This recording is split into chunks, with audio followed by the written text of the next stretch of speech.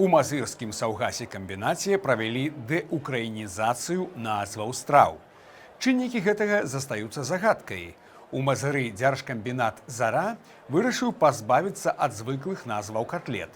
Цяпер кіеўскія пераўтварыліся ў смачныя з масліцам, а палтаўскія сталі пяшчотнымі.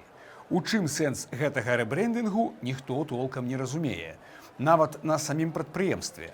Мясцовая жыхарка Таццяна выпадкова выявіла гэтыя змены ў краме «Дары ад Зары» і выклала відэа ў TikTok.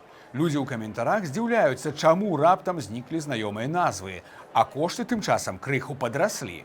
Ёсць меркаванне, што гэта неяк звязана з палітыкай і гандлем з Расіяй.